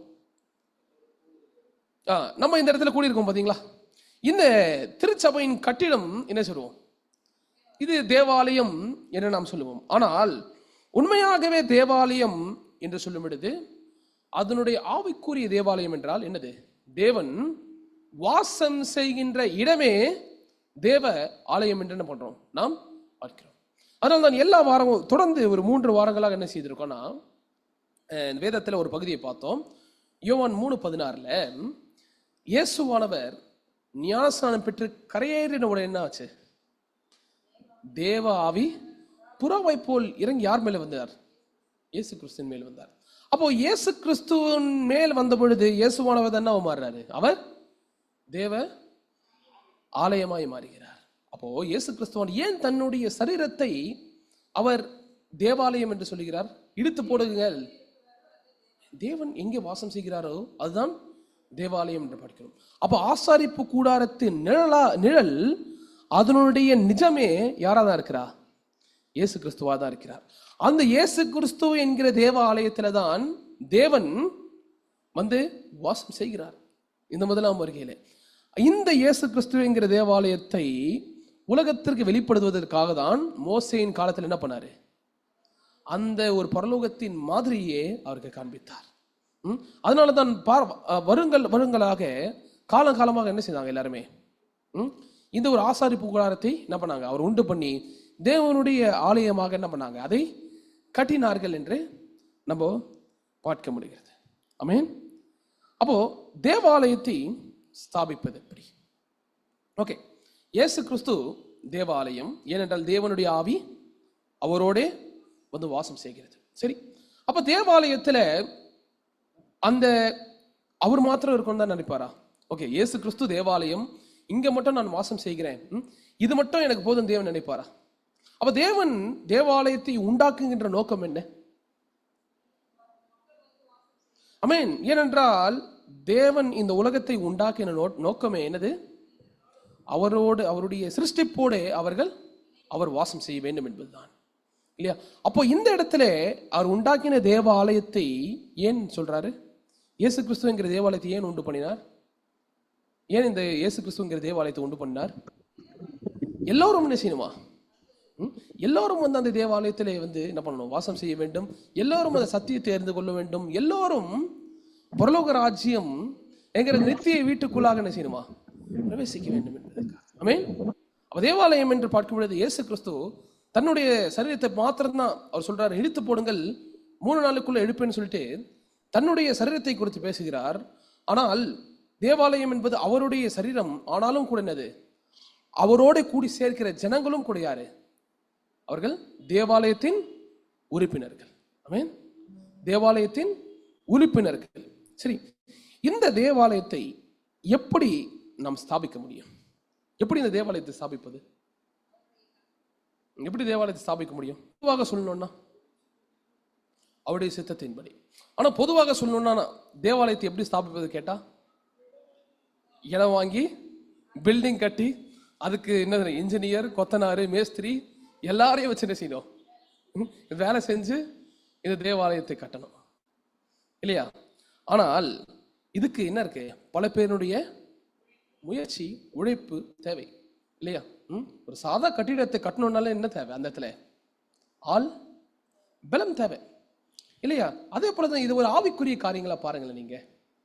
ஒரு தேவாலயத்தை எப்படி ஸ்தாபிப்பது? தேவனுடைய ஆலயம் இது. உலகத்திலே அநேக ஆலயங்கள் இருந்தாலுமே கூட இந்த முதலாம் வருகையில பரிசேயருடைய ஆலயம் இருந்தது, சதுசேயருடைய ஆலயம் இருந்தது. ஆனா இதெல்லாம் தேவ ஆலயமா என்று கேட்டால் அது கிடையாது, இல்லையா? அப்போ தேவன் வந்து வாசம் செய்கிற ஆலயம் அது இயேசு கிறிஸ்து. அதுதான் வாக்குத்தத்தம் பண்ணப்பட்ட ஒரே ஆலயம் என்று பார்க்கிறோம். அதை எப்படிங்க ஒரு பெருசா நம்ம கட்டுவது என்று கேட்டால், அவரோட கூட வந்து நாம் இணைந்து கொள்வதன் மூலியமாக. அதனால் 1 பேதுரு 2ஆம் அதிகாரம் வசனம் 4-5 சொல்றாரு பாருங்க. இயேசுவின் இடத்தில் வருவது மூலம் தேவ ஆலயத்தில் இணைக்கப்படுகிறது. 1 பேதுரு 2ஆம் அதிகாரம் வசனம். மனுஷரால் தள்ளப்பட்டதாயினும் தேவனால் தெரிந்து கொள்ளப்பட்டதும் விலையேற பெற்றதுமாயிருக்கிற ஜீவனுள்ள கல்லாகிய அவரிடத்தில் சேர்ந்தவர்களாகிய நீங்களும் ஜீவனுள்ள கற்களை போல ஆவிக்கேற்ற மாளிகையாகவும் இயேசு கிறிஸ்து மூலமாய் தேவனுக்கு பிரியமான ஆவிக்கேற்ற பலிகளை செலுத்தும்படிக்கு பரிசுத்த ஆசாரிய கூட்டமாகவும் கட்டப்பட்டு வருகிறீர்கள். ஆமென். எப்படி நாம் கட்டப்படுகிறோமா? இந்த இயேசு கிறிஸ்துவானவர் என்ன சொல்றாரு? மனுஷரால் எப்படி இருந்து தள்ளப்பட்டது, தேவனால் தெரிந்து கொள்ளப்பட்டது, விலையேற பெற்ற ஜீவனுள்ள கல்லாகிய அவரிடத்தில் சேர்க்கிறதன் மூலமாக நாம் என்ன செய்கிறோமா? நாம் என்ன செய்கிறோம்? இந்த கல் மனுஷராலே தள்ளப்பட்டது. ஆனால் இந்த கல் யார் மூலமாக தெரிந்து கொள்ளப்பட்டார்? தேவனால் தெரிந்து கொள்ளப்பட்டார். இவரோட கூட என்ன செய்யிருக்குமா? சேர்ந்தவர்களாகிய நீங்கள் ஜீவனுள்ள கற்களை போல ஆவிக்கேற்ற மாளிகையாகவும் இயேசு கிறிஸ்து மூலமாக தேவனுக்கு பிரியமான ஆவிக்கேற்ற பலிகளை செலுத்தும்படிக்கு பரிசுத்த ஆசாரிய கூட்டமாகவும் கட்டப்பட்டு வருகிறீர்கள். ஆமென். அப்ப என்ன சொல்றாரு? இந்த இடத்துல சொல்லப்படுகிற ஒரு கூட்டம், இந்த ஒரு கல் மனுஷராலே தள்ளப்பட்டார், ஆனால் தேவனாலே தெரிந்து கொள்ளப்பட்டார். இந்த ஒரு மூளை கல்லை வைத்து என்ன பண்றாரு? தேவன் ஒரு ஆலயத்தை இந்த பூமியிலே உண்டாக்கினார் இல்லையா? அந்த இயேசு கிறிஸ்துவோடு இணைக்கப்படுகிறவர்கள், அவருடைய வார்த்தை விசுவாசித்து அவரோட கூட இணைக்கப்படுகிறவர்கள் என்ன செய்யணுமா? நாம் பரிசுத்த ஆசாரிய கூட்டமாக கட்டப்பட்டு வருகிறோம் என்று பார்க்கிறோம் இல்லையா? இன்னொரு வசனத்தை வாசிக்கலாம். எபேசியர் 2ஆம் அதிகாரம் வசனம் 20 21 வாசிக்கலாமா? அப்போஸ்தலர் தீர்க்கதரிசிகள் என்பவர்களுடைய அஸ்திபாரத்தின் மேல் கட்டப்பட்டவர்களுமாய் இருக்கிறீர்கள். அதற்கு இயேசு கிறிஸ்து தாமே மூளைக்கல்லாய் இருக்கிறார். அவர் மேல் மாளிகை முழுவதும் இசைவாய் இணைக்கப்பட்டு கர்த்தருக்குள் பரிசுத்த ஆலயமாக எழும்புகிறது. ஆமென். இந்த இடத்துல பாருங்க என்ன சொல்றாரு? அப்போஸ்தலர்கள் தீர்க்கதரிசிகள் என்பவருடைய அஸ்திபாரத்தின் மேல் கட்டப்பட்டு வருகிறது. அப்ப தொடர்ந்து இயேசு கிறிஸ்துவின் சத்தியமானது என்ன செய்யப்பட்டது? இந்த உலகத்தில் சென்றடைந்தது. அந்த சத்திய வார்த்தையை போதிக்கிறதன் மூலமாக இயேசு கிறிஸ்துவின் விசுவாசத்திற்குள்ளாக என்ன பண்றாங்களாம்? ஜனங்கள் எல்லாமே சேர்ந்து வருகிறார்கள். வெறும் விசுவாசத்திற்குள்ளாக மாத்திரம் அவர்கள் சேர்வது கிடையாது, என்னவோ மாறுறாங்க. இந்த அப்போஸ்தலர்கள் தீர்க்கதரிசியின் மூலமாக அஸ்திபாரமாய் வைத்து கட்டப்பட்ட இந்த இயேசு கிறிஸ்துவின் மூலமாக, இந்த அந்த மூளைக்கல்லாகி இயேசு கிறிஸ்துவின் மூலமாக நீங்கள் ஒரு மாளிகையாக, ஒரு ஆலயமாக இணைக்கப்படுகிறோம் நாம் எல்லாரும். ஆமென். ஆனால் இந்த தேவாலயத்தை கட்டுவது மிகவும் எளிதான காரியமா? அதான் இந்த வசனத்தில் சொல்றாரு பாருங்க, இது மனுஷராலே தள்ளப்பட்டது. அது தேவனால் தெரிந்து கொள்ளப்பட்டாலுமே கூட இந்த உலகம் தேவனுக்கு சார்ந்தது இருக்கிறதா? இந்த உலகம் தேவனுக்கு கீழ்ப்படிந்து இருக்கிறதா என்ற கேள்வி கிடையாது. இந்த உலகம் முழுமையாக என்னது? அது பாவம் நிறைந்த உலகமாக இருக்கிறது. இந்த உலகத்துல 2 விதமான ஆவிகள் என்ன பண்ணுது? கிரியை செய்து வருகிறது இல்லையா? அப்போ இந்த உலகத்தினுடைய ஆலயத்தை உண்டாக்குவது சுலபமானு கேட்டா அது இல்லை. இயேசு கிறிஸ்துவான இந்த ஆலயத்தை உண்டாக்குவதற்கு அவர் என்ன பண்ணாரு?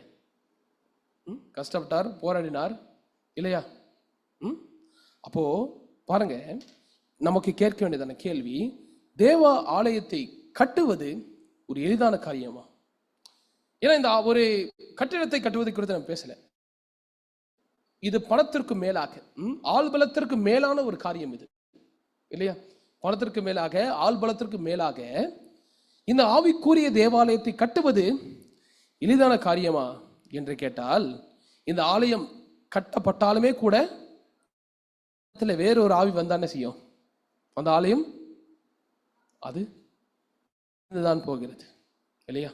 அதுதான் 2 தெசலோனிக்கேயர் 2ஆம் அதிகாரம் வசனம் 4 இப்படியாய் சொல்லுகிறார், அவன் எதிர்த்து நிற்கிறவனாயும் தேவன் எண்ணப்படுவது எதுவோ ஆராதிக்கப்படுகிறது எதுவோ அவை எல்லாவற்றுக்கும் மேலாக தன்னை உயர்த்துகிறவனுமாய் தேவனுடைய ஆலயத்தில் தேவன் போல உட்கார்ந்து தன்னைத்தானே தேவன் என்று காண்பிக்கிறவனுமாய் இருப்பான்.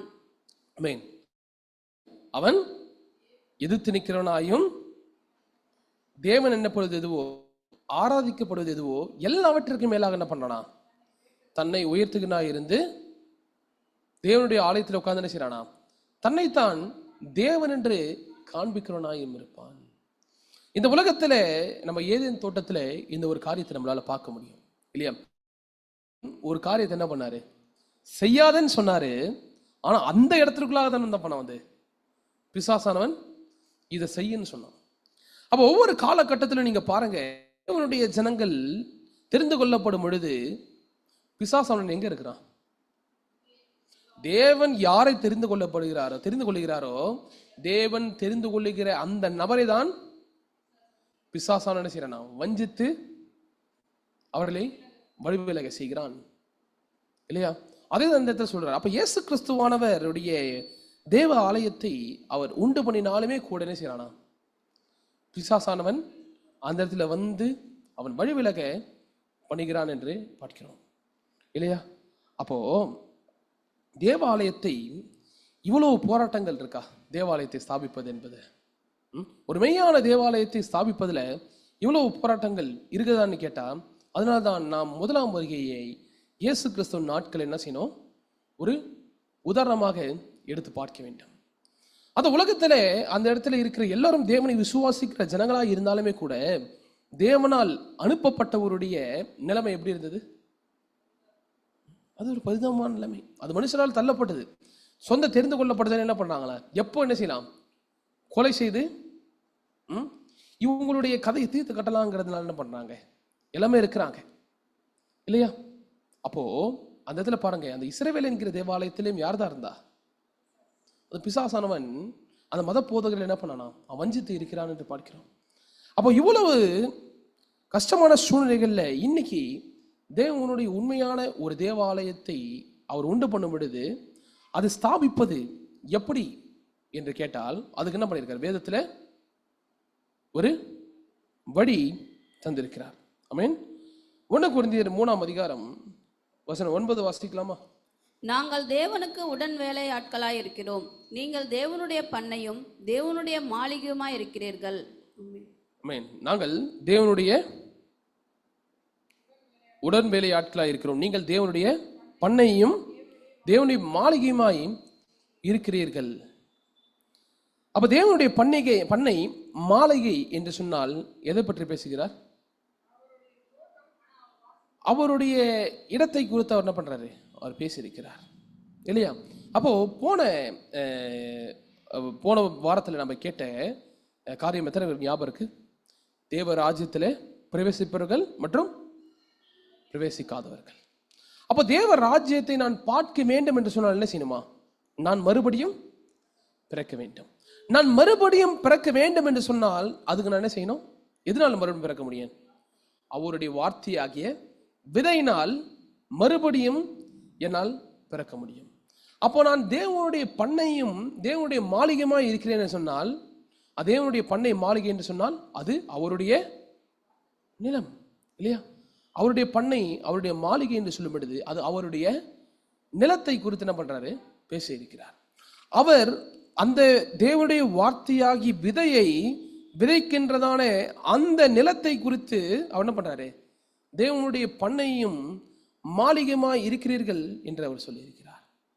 ஆனால் இந்த பண்ணையில இந்த மாளிகையில அவருடைய விதையை விதைக்கின்ற அந்த நாள்ல என்ன செய்யறார், நம்மை மறுபடியும் ஜெனிப்பிக்க செய்கிறார்.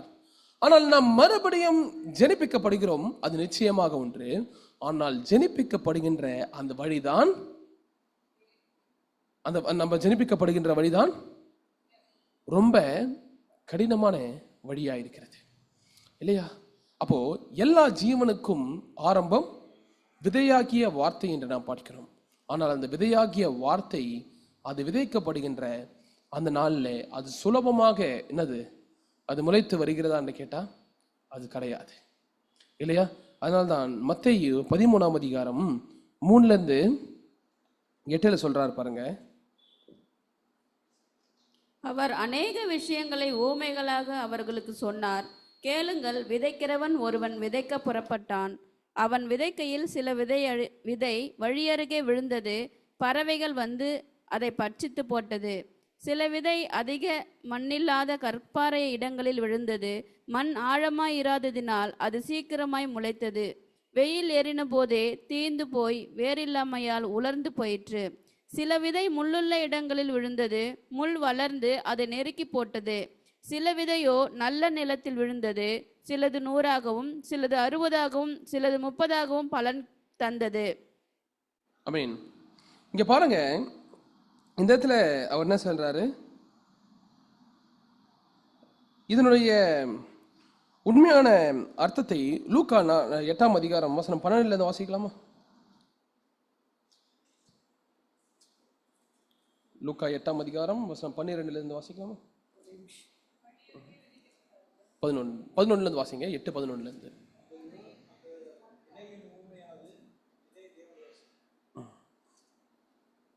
அந்த ஊமையின் கருத்தாவது, விதை தேவனுடைய வசனம். தொடர்ந்து வாசிங்க. அந்த வழி அருகே விதைக்கப்பட்டவர்கள் வசனத்தை கேட்கிறவர்களாய் இருக்கிறார்கள்.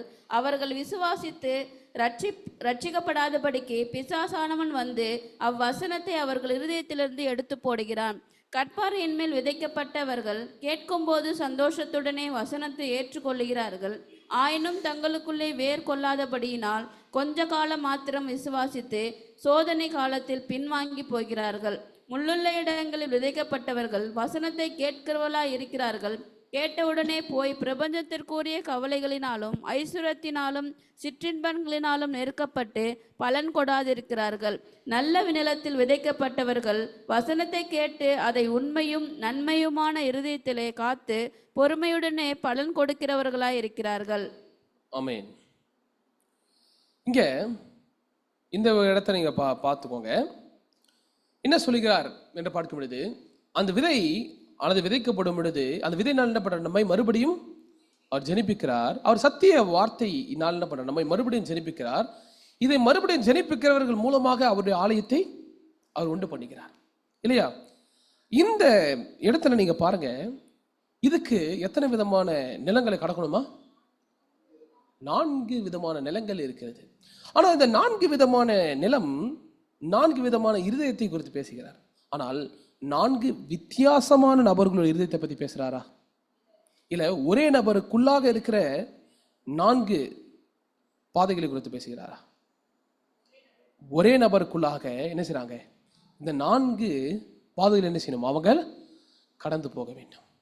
முதலாவது பாருங்க, வடி அருகே விதைக்கப்பட்டவன் எப்படிப்பட்ட மனிதன் சொல்றாரு வசனத்துல? வடி அருகே விதைக்கப்பட்டவன் எப்படிப்பட்டவன் சொல்றாரு?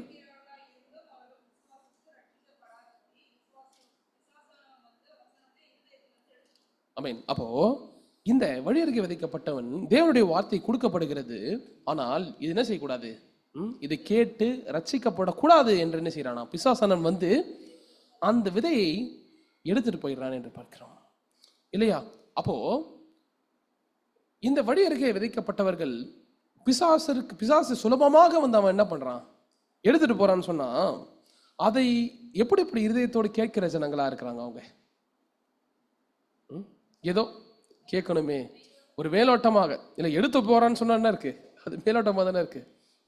ஏதோ சொல்றாங்க, நானும் என்ன பண்றேன்? கேட்கிறேன் இல்லையா? அப்படி நம்ம கேட்கும் பொழுது இன்னைக்கு கேட்கறது என்ன செய்யாது? போய் பஸ் ஏறதுக்குள்ள மறந்து போயிடும். நம்ம மறுபடியும் ஜெனிப்பிக்கக்கூடிய வசனம் இங்க கேட்டுட்டு கீழே ஸ்டெப்ஸ் இறங்கி போயிட்டு ஒரு டீ சாப்பிட்டு போலான்னு சொன்னா டீ குடிச்சிட்டே இருப்போம். பாதி டீ காலியாகிறதுக்குள்ளே வரும். சரி, எல்லாமே மறந்து போயிடும். ஏன்னா அந்த நேரத்தில் நான் என்ன செய்யல, சரியாக செவி கொடுக்காததுனால, அந்த வார்த்தைக்கு முக்கியத்துவம் கொடுக்காததுனால என் மேல இருக்கிற வார்த்தை அது விசுவாசனாலே அது எடுத்துக்கொள்ளப்பட்டது. இரண்டாவது, கற்பாறை நிறைந்த ஒரு இடம். அது என்ன சொல்றாரு கற்பாறை குறித்து?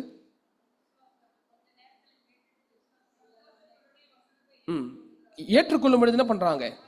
சந்தோஷத்துடனே அது ஏற்றுக்கொள்றாங்க. அது உள்ளத்துக்குள்ளாக என்ன செய்யுது? அது எடுத்து போல அது விதைக்கப்படுகிறது.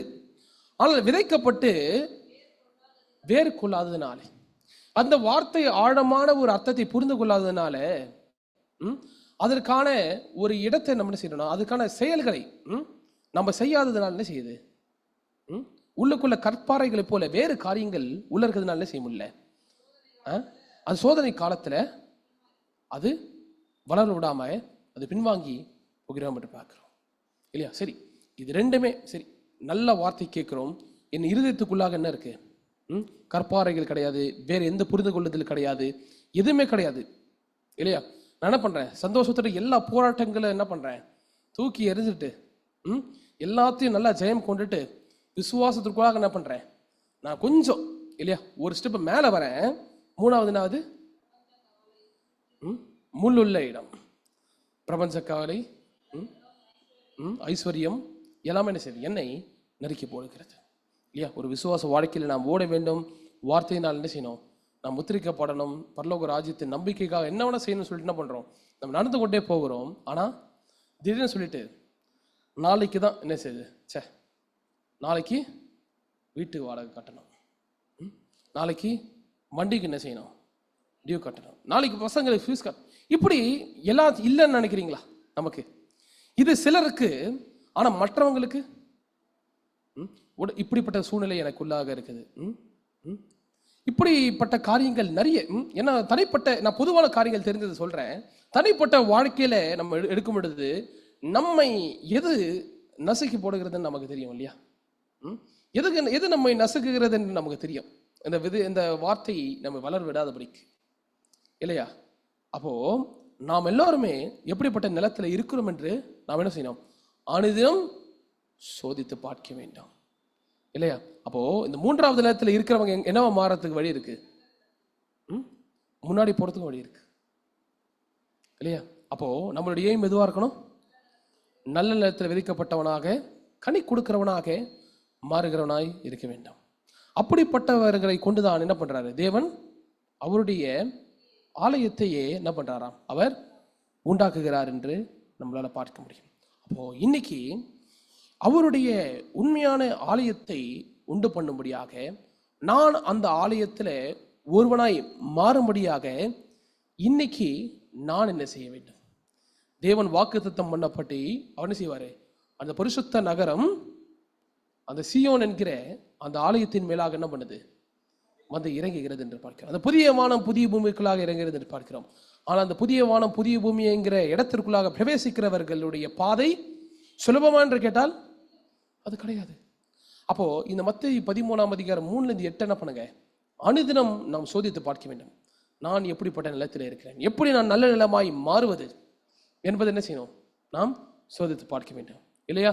அப்ப நல்ல நிலமாய் மாறுவதற்கு எல்லா சூழ்நிலைகளும் என்ன பண்ணணும்? நம்ம ஜெயம் கொண்டு அந்த விதை என்ன செய்யணுமா? ஆழமாக நமக்குள்ளாக அதை விதைக்கப்பட்டு நாம் ஒரு வளருகிறவர்களாக காணப்பட வேண்டும்.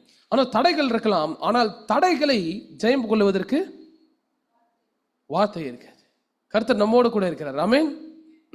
அந்த தடைகளையும் போராட்டங்களையும் ஜெயம் கொள்வதற்கு கர்த்தர் நம்மோடு கூட என்ன பண்றாரு? துணை நிற்கிறார். அப்போ இந்த ஒரு நம்பிக்கையோடு என்ன செய்யலாம்? நாம் ஒரு நல்ல ஒரு நிலமாக நாம் மாற வேண்டும். அவருடைய ஆலயமாக என்ன செய்யணுமா? நாம் உண்டாக வேண்டும். அந்த ஆலயத்தின் உறுப்பினர்களாக நாம் மாறணும். நம்மை கண்டு என்ன செய்யணுமா? அநேகர் அந்த இயேசு கிறிஸ்துவனுடைய அந்த மெய்யான ஆலயத்தில் என்ன பண்ணுமா? அவர்கள் இணைக்கப்பட வேண்டும். அப்போ நமக்கு இருக்கிற ஒரே நம்பிக்கை, ஒரே வழி என்ன? நமக்கு இருக்கிற ஒரே வழி, ஒரே நம்பிக்கை என்ன? எல்லாம் பதில் சொல்லலாமா? வேதாகம் மாத்திரம்தான். ஆமே. அந்த வேதாகமத்திலே அவர் கொடுத்த சத்திய வார்த்தையின் நம்பிக்கை மாத்திரம்தான். ஆமே. ஸோ எனவே நேரத்தை என்ன செய்யலாம்? நாம் சபையாக சேர்ந்து நேரங்களை என்ன செய்வோம்? அவருக்காக செலவழிப்போம் இல்லையா? எப்படி அவருக்காக செலவழிக்கிறது என்று கேட்டீங்கன்னாக்கா, இந்த வேதத்தில் விடப்பட்டது ஆழமான காரியங்களை நாம் கற்றுக்கொள்வதன் மூலமாக. அதனால பைபிள் ஸ்டடி நாம் இங்கே வைக்கும் பொழுது நேரில் வாங்க, ஆன்லைனில் இணைக்கப்பட்டிருக்கிறது. அப்போ நீங்கள் இந்த வழியை கண்டுபிடிச்சிட்டிங்க சொன்னால் மற்றவங்க என்ன செய்யணும்? அந்த வழியை அறிந்து கொள்ளணும். அவங்களும் தேவனுடைய ஆலயத்தில் பங்குள்ளவராக மாறணும் இல்லையா? அதில் நீங்களும் மற்றவர்கள் என்ன செய்யணும்? உதவி செய்கிறவர்களாக நாம் காணப்பட வேண்டும். ஆமென். கர்த்தர் இந்த வார்த்தைகளை கொண்டு உங்களை ஆசீர்வதிப்பார். நாம் ஜெபிப்போம். நல்ல பிதாவை, இந்த அருமையான நாளை கொடுத்த நன்றி செலுத்துகிறோம்ப்பா. தேவனுடைய அழகிய ஆலயத்தை கட்டுதல் என்று பார்த்தோம். தேவனுடைய அழகிய ஆலயத்தை கட்டுவது இந்த கட்டிடத்தை மாத்திரம் கட்டுவதில்லை ஆண்டவரே. இந்த ஆவிக்குரிய ஆலயமாக தேவனுடைய விதையினால ஜெனிப்பிக்கப்பட்ட நாங்கள் ஒன்றாக கூடி அந்த சீயோன் மலையிலே கூடி சேர்வதே அது அழகிய ஒரு ஆலயம் என்று நாங்கள் பார்க்கிறோம் அப்பா. இயேசு கிறிஸ்துவின் வருகை சமயமாயிருக்கிறது என்று நாங்கள் விசுவாசிக்கிறோம் ஆண்டவரே. அந்த சமயமாயிருக்கிற அந்த வருகைக்கு முன்பதாக நாங்கள் எல்லோரும் வேதம் சொன்னபடியாக நாங்கள் கூட்டி சேர்க்கப்படவும் இந்த வார்த்தையினாலே நாங்கள் ஜெயம் கொள்ளும் கர்த்தர் உதவி செய்கிறாக. இந்த இடத்துல வந்திருக்கிறதான ஒவ்வொரு தேவ பிள்ளைகளுக்காக நான் ஜெபிக்கிறேன். அநேகருக்கு அநேக சூழ்நிலைகள் இருக்கிறது ஆண்டவரே. அது தேவனுடைய விதையினாலே வளர விடாதபடிக்கு அநேக சூழ்நிலைகள் நீங்கள் நெருக்கி போடுகிறது. ஆனாலும் கூட நீங்கள் அவர்களுக்கு தயவு பாராட்ட முடியாது ஜெபிக்கிறார் ஆண்டவரே. தேவன் துணை இருக்கிறார், ஒரு வார்த்தை துணை இருக்கிறதானது அந்த நம்பிக்கை, அந்த ஆறுதல் ஒவ்வொரு நாளும் அவர்களுக்குள்ளாக தோன்றபடியாக கர்த்தர் உதவி செய்தாக. அதே போல இணையதளத்தின் மூலமாக இருக்கிற எல்லோருக்காகவும் நான் ஜெபிக்கிறேன். எல்லோருக்கும் அவருடைய சூழ்நிலைகளை நீ மாற்றி போடும்படியாக ஜெபிக்கிறேன் ஆண்டவரே. இந்த வார்த்தையை நாங்கள் இருதயத்திலே முத்திரிக்கப்படவும் அடுத்த வாரத்திலே நாங்கள் வரவும் எங்கள் சூழ்நிலைக்கு சரி பார்த்து கூட்டிட்டு வாங்க ஆண்டவரே. எல்லாவற்றையும் உமது கரத்தில் கொடுக்கிறோம். இயேசு கிறிஸ்துவின் ஜெபிக்கிற நல்ல பிதாவே, ஆமென். ஆமென். வார்த்தையினால் நீங்கள் எல்லாரும் ஆசீர்வதிக்கப்பட்டிருப்பீங்கன்னு விசுவாசிக்கிறேன். ஆசீர்வதிக்கப்பட்டீங்களா? ஆமென். ஓகே, ஒரு சில அறிவிப்புகள் உங்களோட கூட நான் பகிர்ந்து கொள்ள விருப்பப்படுகிறேன். ஒவ்வொரு ஞாயிற்றுக்கிழமையும் காலை 10 மணிக்கு நமக்கு நேரடியாக ஆராதனை இருக்கிறது. மற்றும் இணையதளத்திலையும் நமக்கு ஆராதனை நடைபெற்று கொண்டிருக்கிறது. தூர இடத்துல இருக்கிறவங்க அவங்க இணையதளத்தில் இணைந்து அவங்க ஆராதிக்கலாம். சென்னையில் வசிக்கிற நமக்கு தேவன் கொடுத்த கிருபையினால நேரடியாக வந்து தேவனுக்கு நம்ம ஆராதனை செலுத்தலாம். அடுத்ததாக நமக்கு புதிய கிளாஸ் வகுப்புகள் ஓப்பனாக இருக்குது. அதில் உங்களுக்கு தெரிந்த நண்பர்கள் இருப்பார்களானால் அவர்களுக்கு தெரியப்படுத்தி அவர்கள் இணையும்படிக்கு அவர்கள் நீங்கள் உற்சாகப்படுத்துங்க. அவர்கள் இந்த வார்த்தையினால் ஆசீர்வாதத்தை பெற்றுக்கொள்ளட்டும். ஸோ நம்ம பெற்றுக்கொண்ட காரியத்தை நாமளே வச்சுக்கலாமா? நம்ம என்ன பண்ணணும்? அதை மற்றவர்களுக்கு கொடுக்குறவர்களாக இருக்கணும். அதுதான் உண்மையான அன்பாக இருக்குது, அப்படி தானே? ஸோ நம்ம மற்றவர்களுக்கு இந்த வார்த்தையை கொடுப்பதற்கு ஒவ்வொரு நாளும் யோசிக்கலாம், அனுதினமும் நம்ம யோசிக்கலாம். நம்ம ஒரு பாடலை பாடும் பொழுது இப்பொழுது நம்ம காணிக்கையை நம்ம செலுத்தலாம்.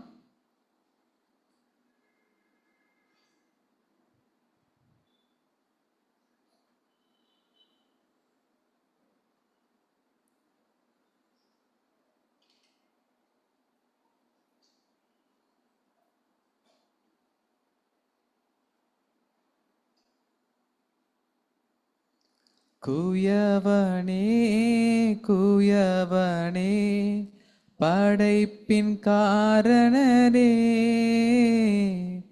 களிமண்ணான என்னையுமே கண்ணோக்கி பார்த்திடுமே. எழும்பி நின்று நம்ம காணிக்கை செலுத்துவோமா? குயவனே குயவனே படைப்பின் காரணரே, களிமண்ணான என்னையுமே கண்ணோக்கி பார்த்திடுமே. வெறுமையான பாத்திரம் நான் வெறுத்து தள்ளாமலே, நீரம்பி வழியும் பாத்திரமாய் விளங்க செய்திடுமே. வெறுமையான பாத்திரம் நான் வெறுத்து தள்ளாமலே, நீரம்பி வழியும் விளங்க செய்திடுமே. வேதத்தில் காணும் பாத்திரமெல்லாம் இயேசுவை போற்றிடுமே. என்னையும் அவ்வித பாத்திரமாய் பணைந்து கொள்ளுமே. குயவனே குயவனே படைப்பின் காரணரே, களிமண்ணான என்னையுமே கண்ணோக்கி பார்த்திடுமே. கண்ணோக்கி பார்த்திடுமே. நம் கண்களை முடிச்சு பிப்போம். அன்பின் தேவனே, இந்த நல்ல காலை வேளையிலும் ஆண்டவரே உமக்காக நாங்கள் ஆண்டவரே எங்களுடைய உள்ளவைகளிலிருந்து விதைத்திருக்கிறோம். நீர் 30, 60, 100மாக இதனுடைய அறுவடையை கொடுக்க முடியாது ஜெபிக்கிறோம். எங்களுடைய தேவைகள் அநேகமாக இருக்கிறது, ஆனாலும் உமக்குரியதை நாங்கள் உமக்காக கொடுத்திருக்கிறோம். தேவன் எங்களுடைய பண தேவைகளையும் எங்களுடைய பொருளாதார தேவைகளையும் நீர் சந்தித்து எங்களை ஆசீர்வதிக்க முடியாது ஜெபிக்கிறோம். இடம் கொள்ளா போக மட்டும் ஆசீர்வதிப்பேன்னு சொல்லியிருக்கிறீர் ஆண்டவரே. நாங்கள் உமக்கு கொடுப்பதில் உண்மையுள்ளவர்களாக இருந்து உமக்கு கொடுத்திருக்கிறோம். ஆசீர்வதிக்கப்படுற கிருபைகளுக்காக நன்றி செலுத்துகிறோம். ஆசீர்வதியும் பொறுப்படுத்திக் கொள்ளும். இயேசு கிறிஸ்துவின் மூலம் ஜெபிக்கிறோம் பிதாவே, ஆமென். பொழுதும் கூட நம்ம முடிவு ஜெபத்தை ஏறெடுப்போம்.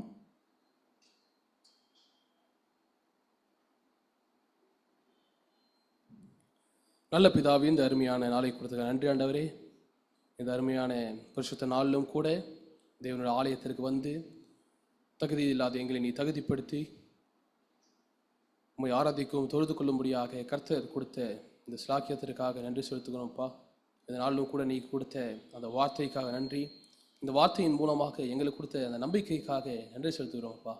இடத்திலே இந்த வார்த்தையை கேட்ட ஒவ்வொரு தேவ பிள்ளைகளுக்காக ஜெபிக்கிறேன். அந்த வார்த்தையின்படி அவர்களும் நடந்து கொள்ள கர்த்தர் உதவி செய்கிறாக.